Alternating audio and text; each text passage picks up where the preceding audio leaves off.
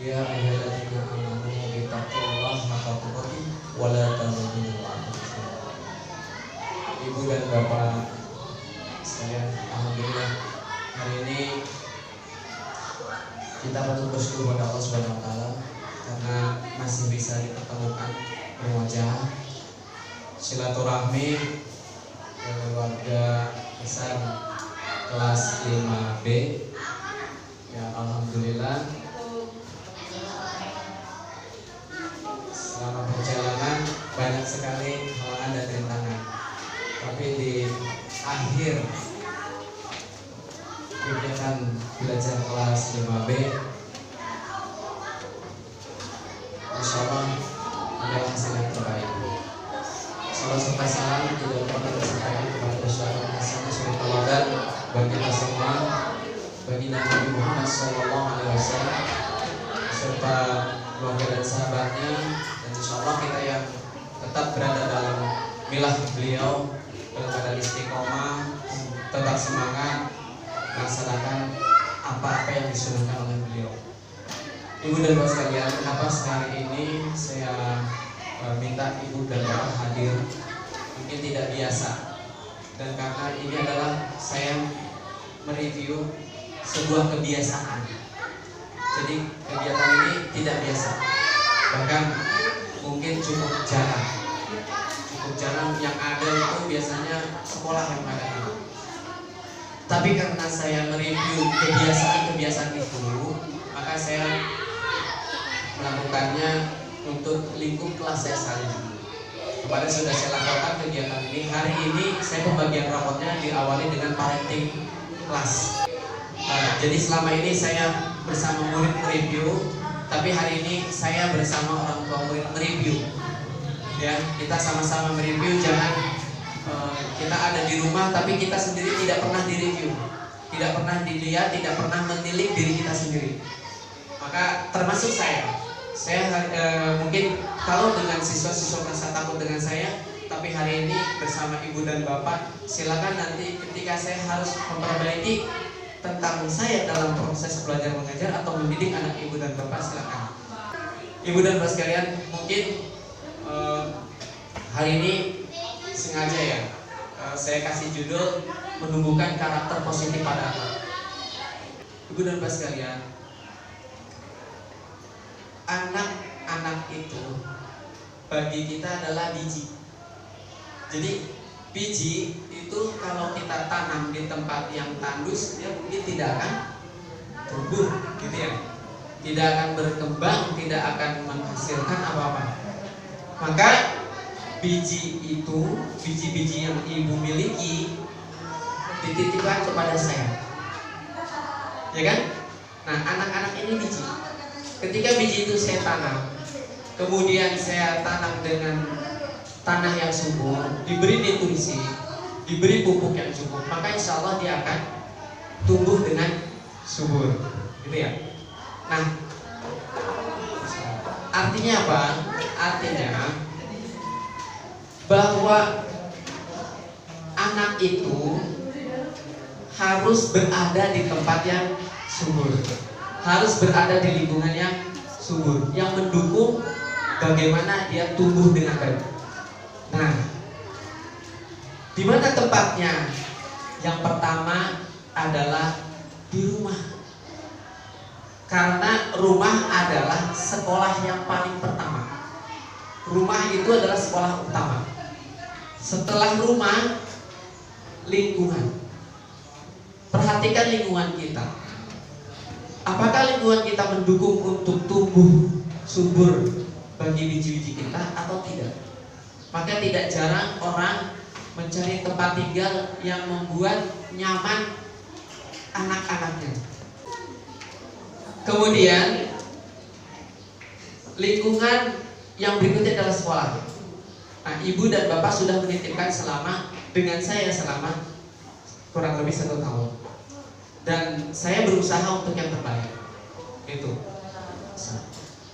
Nah, ibu dan bapak sekalian, artinya apa? Banyak di antara kita, para orang tua, kita baru menanam biji, tetapi biji itu sudah dipaksakan harus tumbuh, harus berbuah, harus memiliki ranting yang banyak, harus tumbuh daun yang banyak, harus berkembang, dan harus. Padahal biji itu baru kita tanam. Nah, hari ini yang ibu lihat, ini adalah biji-biji yang baru tumbuh. Anak-anak yang ada di rumah kita itu adalah biji-biji yang baru tumbuh, baru kita semai. Berarti kita harus menunggu sampai dengan waktu yang cukup lama. Gitu. Kenapa? Sekolah tidak berhak, ataupun kita orang tua tidak berhak untuk membentuk karakter anak.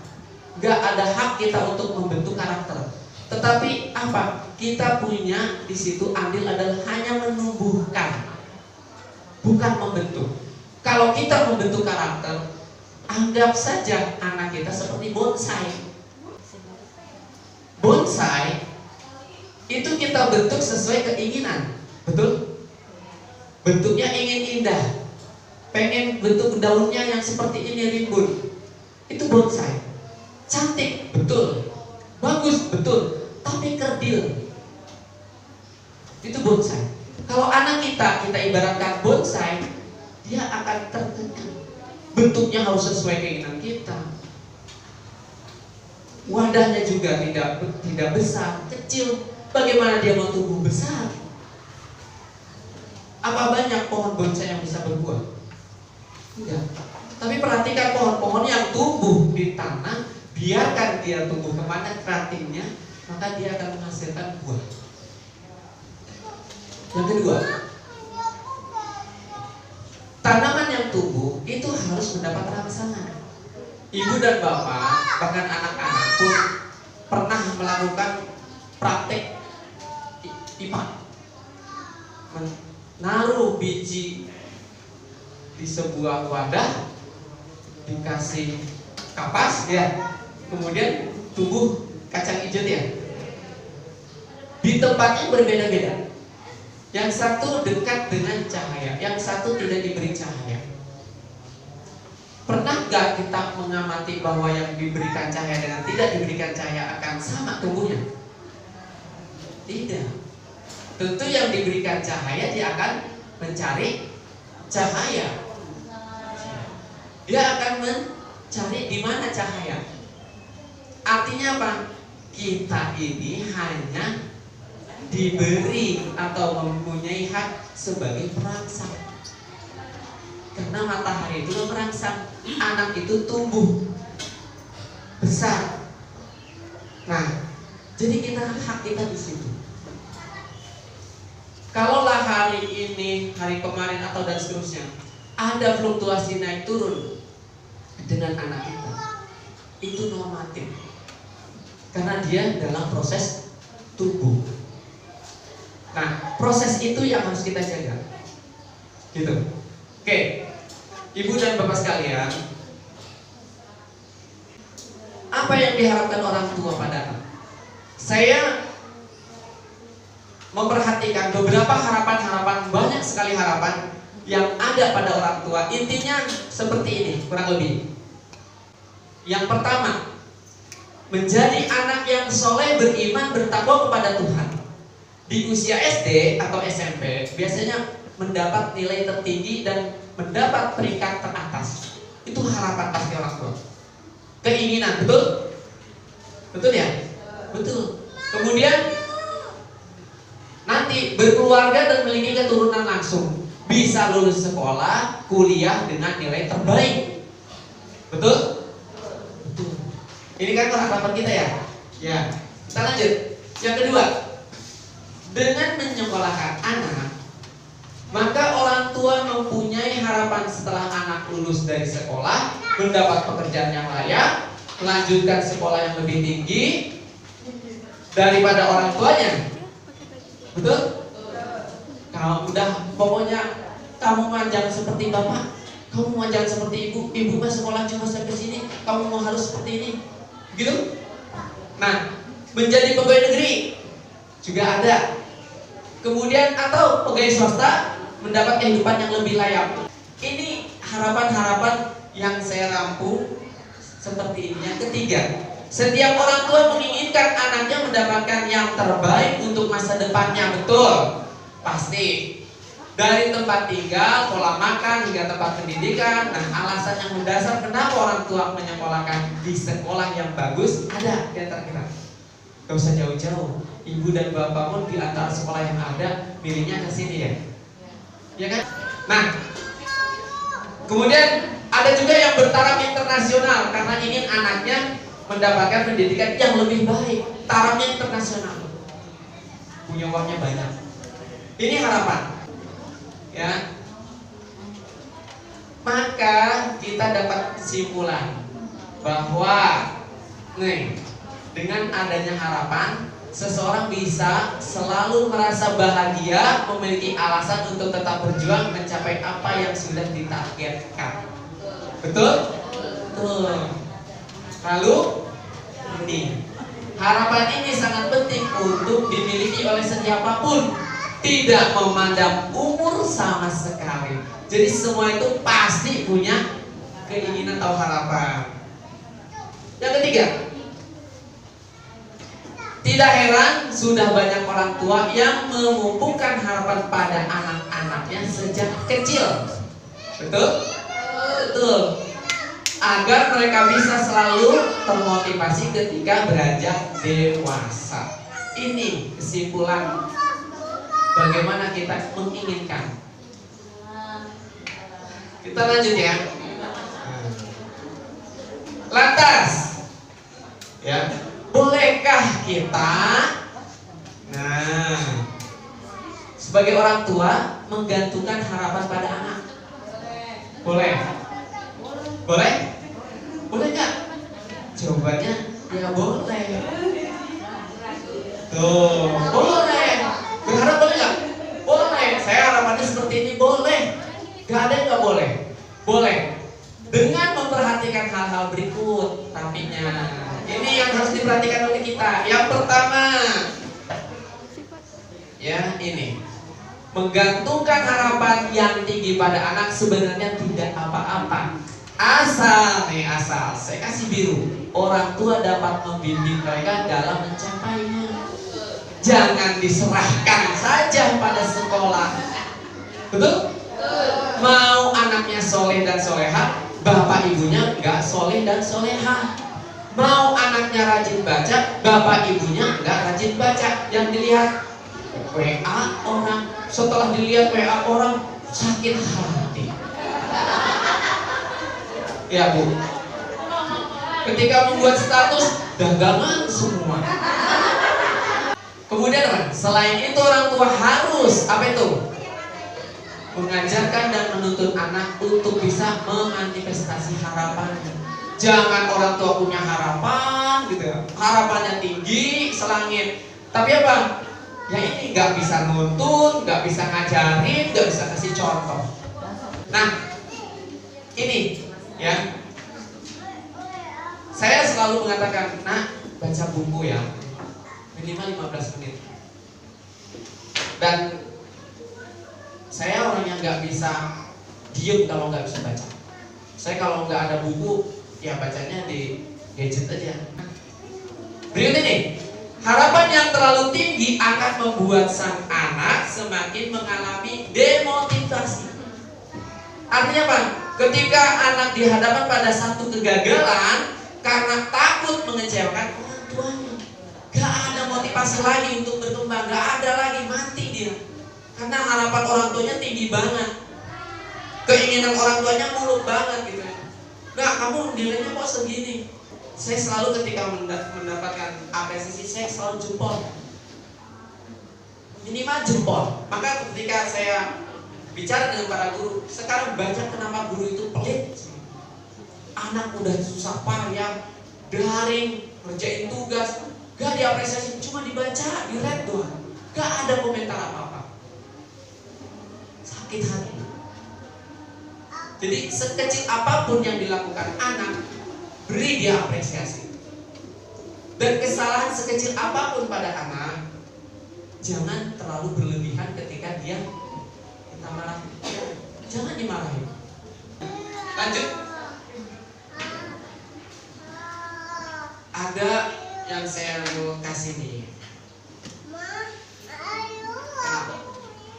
Siapa? Syekh Ali Jabir. Kenapa saya taruh?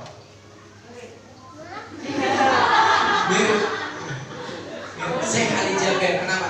Ada nasihat yang bisa saya ambil dan bisa buat saya pribadi. Dan rasanya saya rugi kalau tidak membagi juga pada ibu. Nasihatnya apa? Ternyata orang tua itu sering melakukan kesalahan. Berapa kesalahannya? 10. Ada 10 dosa besar yang dilakukan orang tua kepada anak. Ternyata kita kalau misalnya tanpa sadar, kita lakukan itu dengan anak kita tanpa sadar. 10 dosa besar yang dilakukan orang tua pada anak. Nah, apa saja? Kita kan manusia. Manusia bukan makhluk yang sempurna. Terkadang kita sebagai manusia sekecil apapun tentu pernah melakukan. Betul? Betul. Ya. Kemudian untuk sebuah alasan agar anak dapat memenuhi keinginan atau tujuan yang diharapkan oleh orang tua, tidak jarang tanpa disadari mereka telah melukai sang anak sehingga cenderung melakukan perbuatan dosa. Kita marah-marah gitu, dianggap gak dosa bu. Marahin anak itu dosa. Dan sebelum anak itu kita berikan ilmu, doakan. Dan ibu juga sama, ketika anak berangkat salam cium tangan, doakan. Jangan ketika ini minta duit jajan dulu. Gitu ya? Jajan dulu. Dosanya apa saja? Nomor 1. Nih, suka mencaci maki anak dengan kata-kata kasar atau tidak pantas. Anak saya sendiri. Iya betul, anak saya sendiri. Tapi itu titipan Allah. Ibu dan bapak dititipin doang, dititipin. Ketika titipannya itu sukses, dia akan menjadi kunci surga, gitu kan? Ketika kuncinya patah, ya gak ibu mau masuk ke mana, gitu ya. Makanya kalau hari ini ibu masih belum menemukan anak ibu kesolehannya, bersabar, masuk balik. Ketika hari ini belum menemukan kesolehannya, bersabar, karena Islam mengajarkan, ya ayyuhalladzina amanu wasbiru, sabar. Sudah sabar pak, sabar. Sudah sabar pak, sabar. Makanya kalau ada orang yang mengatakan sabar itu ada batasnya pak, siapa bilang? Sabar gak ada batasnya. Ketika sabar gak ada batasnya adalah ketidaksabaran. Batasnya ketidaksabaran, sabar. Ibu dikasih apapun sabar. Suami ngasih uang belanjanya cuma segitu, sabar. Sabar. Jadi saling sabar. Nah kemudian ketika ada kesulitan, sabar. Kenapa? Karena janji Allah dalam surat Al-Mutaffifin 3. Satu masalah Allah kasih 3. Jadi 3 pintu yang mana nih solusinya? Ya kan? Nah jadi sabar. Jadi jangan takut. Itu. Nah ini orang tua yang emosi biasanya akan mencaci maki anaknya. Nah, suka begitu ya? Tanya insya Allah buat kita nih. Bukan buat kita mau orang sabar dah pokoknya. Ya, kakak tanya kurang pantas karena hal tersebut menjadikan dosa. Tuh marahin anak aja kita dosa, apalagi marahin orang lain ya. Yang kedua, menghina anak di depan orang ini. Kadang-kadang kita bodoh amat sih. Ya, itu depan orang banyak, depan teman-temannya gitu kan. Tuh banyak orang tua yang seperti itu. Tapi alhamdulillah tidak terjadi di 5B. Kita nggak ada tuh orang tua Saya yakin ibu dan bapak adalah orang tua yang hebat. Yakin banget saya. Itu pasti. Nah, ini Bu, menghina sang anak di hadapan orang lain juga merupakan dosa orang tua, dosa kita. Jangan sampai tidak menjadikan kesolehan hilang tuh, anak menjadi solehnya hilang. Udah kecewa, ya kan? Udah kecewa memponis. Ya, makanya saya selalu bilang kalau dengan anak memberikan alasan, murid saya Bu, kalau memberikan alasan saya kenapa nggak masuk sakit, ya sudah selesai. Kalau dia WA doang, saya doakan Allah atau safakilah, semoga cepat sembuh. Urusan dia benar atau enggak itu bukan urusan saya. Betul? Pak izin, saya izinin, gitu ya. Pak izin besok nggak berangkat, nggak apa-apa. Pak izin, ada Pak izin saya bantu mama dagang. Nah ini, ya. Menghina anak di depan orang, jangan ya. Jangan. Berikutnya, ketika membandingkan anak dengan orang lain. Tuh, lihat kakakmu. Ini di rumah dulu nih. Tuh lihat kakakmu. Nilainya bagus-bagus dari kelas 1 sampai kelas 6. Jadi kalau ibu dan bapak melakukan hal ini, membanding-bandingkan, kecenderungan dia akan malu. Apalagi dibandingkannya dengan anak tetangga. Betul? Saya punya anak 35, 1. Nah, itu kalau ibu saya tahu gitu, saya bandingkan si A dengan si B dengan si C, itu akan kecewa ibu. Betul? Karena kodratnya anak itu sudah punya karakter masing-masing. Allah kasih kelebihan mereka masing-masing yang tidak dimiliki oleh orang lain. Jadi jangan disamaratakan simpulan dengan simpulan harus sama gitu. Gak bisa. Punya kodratnya masing-masing gitu. Jadi jangan dibanding-bandingkan. Berikutnya, cinta dengan syarat. Oh, ayah tuh saya pasti sama muka. Kenapa? Asal kamu rajin belajar. Cintanya dengan syarat. Ketika dia nggak rajin, akhirnya nggak dapat apa-apa. Betul? Jangan dengan cinta dengan syarat. Ini Pak, yang mungkin kita sering lakukan. Kita cinta pada anak kita, tapi ada syaratnya. Cintalah dengan setulus hati. Walaupun itu biasanya itu kan Pak cuma untuk memancing dia biar semangat. Tidak dengan cara seperti itu, betul? Jangan. Ya. Ini, tuh. Bisa ada orang tua mengatakan cinta kepada anaknya jika mengaji dan sholatnya rajin, gitu ya. Ketika dia rajin, nggak cinta lagi berarti, ya. Nah, terima. Karena anak itu ada fluktuasi naik dan turunnya. Namanya juga tadi saya katakan biji itu sedang tumbuh. Nanti juga kau sadar sendiri, gitu ya. Yang penting kita selalu memberikan peran sana. Kak, kok kamu belum sholat? Ayo. Nah ini, yang kelima menyampaikan informasi yang salah. Ini sering. Contoh, kamu laki-laki jatuh sedikit aja nangis. Mana ada anak laki-laki nggak pernah nangis? Suami ibu juga pernah nangis kan? Coba ibu takut-takutin, biarin. Kalau nggak masih begitu, saya tinggal pulang. Nangis dia. Janganlah, bapak udah tua. Gak bisa nyanyi lagi. Jangan ya. Jadi jangan mengatakan laki-laki itu harus super power. Enggak. Ada kalanya dia harus merasakan pilu, gitu ya. Oke, yang keenam, memberikan ancaman atau menakut-nakuti anak. Nyuruh anak dengan menggunakan kata-kata ancaman. Awas kamu ya kalau nggak belajar. Ibu bawain pecut. Awas ya kamu kalau nggak bersihin rumah, nggak dikasih makan. Awas lah. Gitu ya. Nah ini, yang berikutnya. Dosa besar yang ketujuh, melarang anak melakukan sesuatu tanpa sebab. Dilarang tapi nggak tahu sebabnya kenapa. Ini yang sering dilakukan. Anak dilarang melakukan sesuatu dengan tanpa alasan atau sebab yang jelas.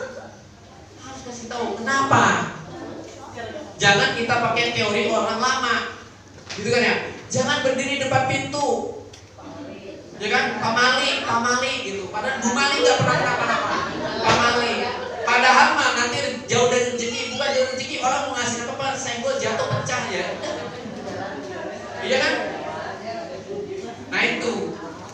suka dulu saya tiang rumah itu pakai kayu di kampung tuh, pakai balok ya. Itu saya suka iseng, saya pakai golok gitu. Jangan suka bacokin tiang teritiban. Kenapa? Pamali, padahal kalau sering dibacokin roboh rumah kan. Jadi tanpa alasan itu, ya.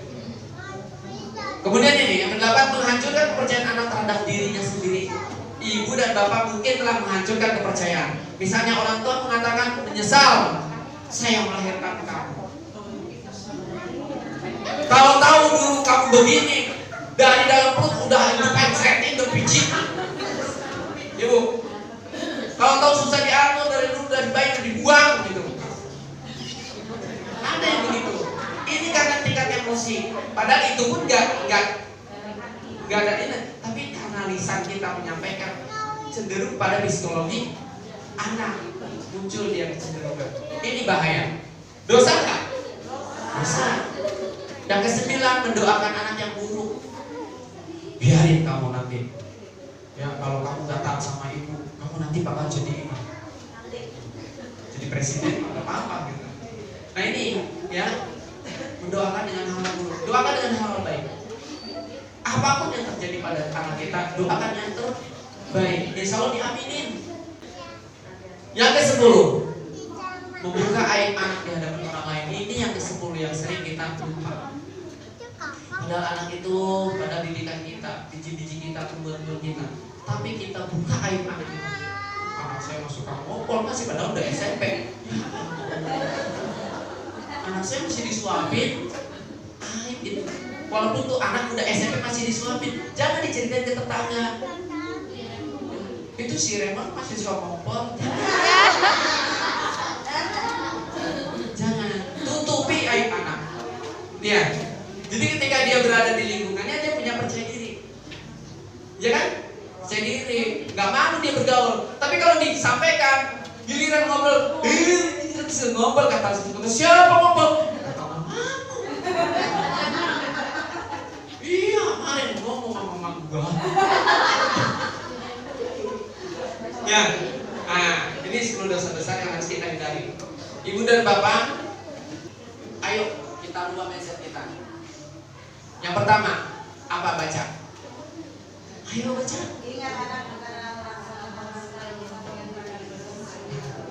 Ya, jangan dijadikan bonsai. Kita bentuk semaunya kita. Betul? Kerdil dia. Bagus tapi kerdil. Tahu kerdil? Kuntet. Ya. Pikirannya kuntet, nggak bisa kemana-mana. Pertumbuhannya kuntet. Yang kedua, apa nih? Setiap anak memiliki karakteristik dan tingkat kecerdasan yang berbeda, sehingga tidak layak bagi orang tua untuk menyamai anak.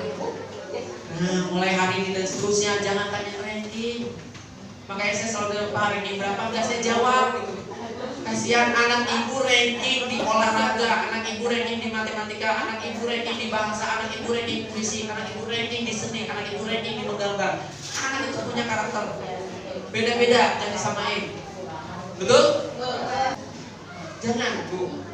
Yang berikutnya, biarkan anak tumbuh sebagaimana kodratnya hingga ia mampu menemukan dirinya sendiri. Siapa dirinya?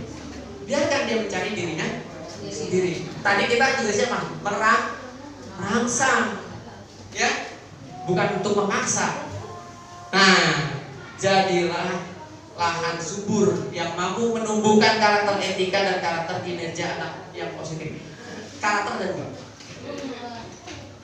cerdas, kemudian gemar, bekerja keras atau rajin belajar, itu karakter kinerja, ya kan?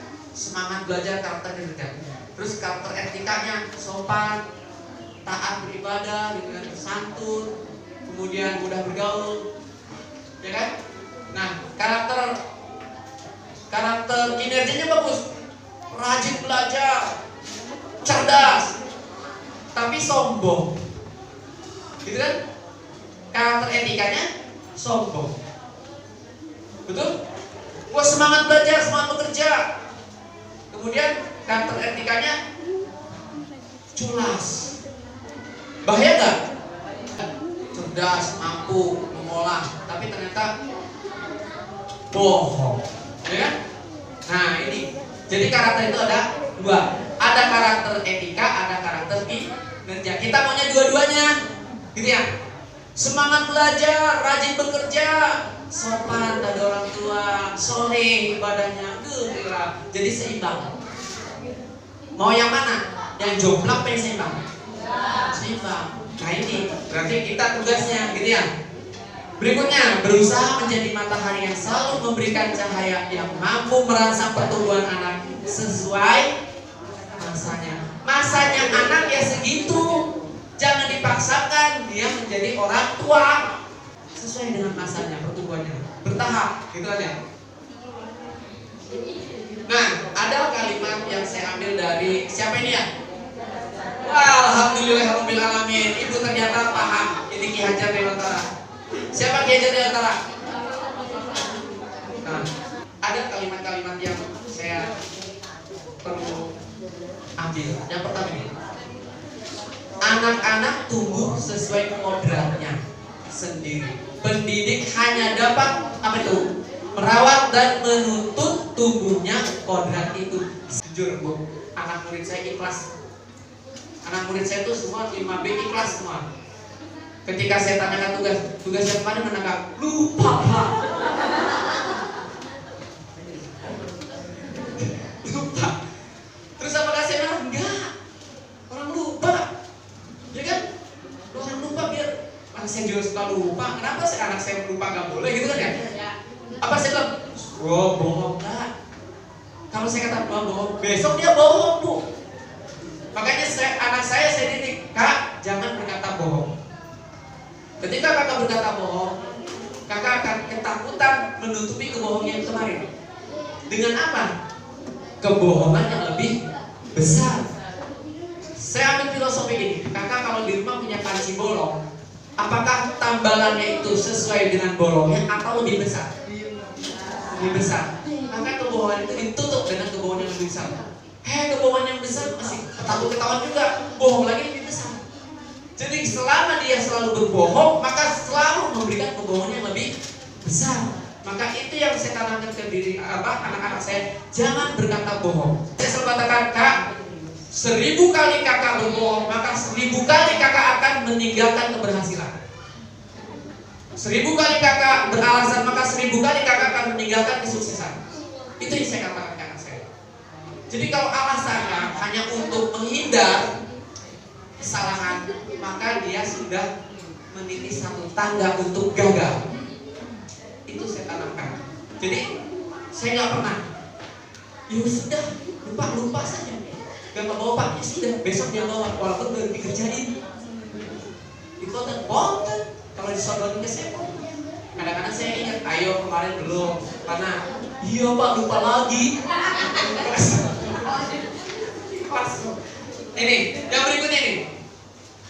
Sistem kita yaitu menyokong kodrat alamnya anak-anak yang kita didik agar dapat mengembangkan hidupnya lahir dan batin menurut kodratnya sendiri-sendiri. Kodratnya dia yang seperti itu. Kita hanya apa di situ? Hak kita apa? Menyokong, mendukung. Ayo Kak, ayo belajar, ayo semangat. Mas saya belum bisa ini bagian, ayo belajar, semangat. Temenin. Bukan ditinggal pergi. Setiap orang menjadi guru, setiap rumah-rumah menjadi sekolah. Jadi ibu, saya, lingkungan, ibu di rumah nih, guru. Siapapun bisa menjadi guru. Jangan terpaku guru itu hanya ada di kelas, gitu ya. Nah, saya berharap ya, semoga Allah mudahkan kita semua. Ya, amin. Yuk kita sama-sama doa dulu buat anak didik kita. Astagfirullahaladzim. Allahumma sholli ala Muhammad. Alhamdulillahirabbil alamin.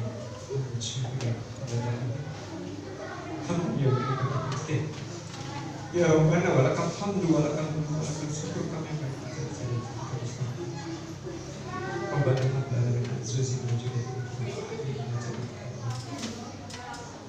ya Allah, hari ini kami memohon kepada mudahkanlah kami dalam mendidik anak-anak kami. Berikanlah kami kesabaran, keikhlasan dalam mendidik mereka.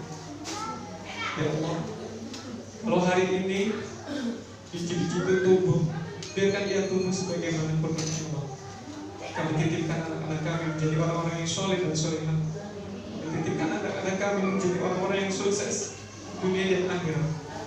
Kami titipkan anak-anak kami untuk terhindar dari segala malapetaka dan terhindar dari perbuatan yang zalim, Allah.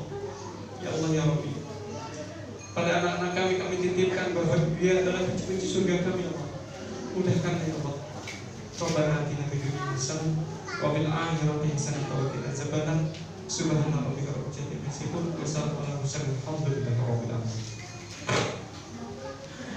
Saya kasih kesempatan yang sebelum saya bagikan rapor, mungkin ada yang mau disampaikan dari ibu dan bapak.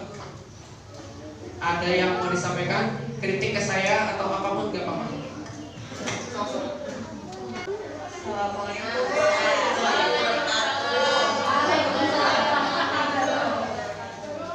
Pertama-tama kita panjatkan bersyukur pada Allah karena hari ini kita masih dikasih kesempatan untuk hadir.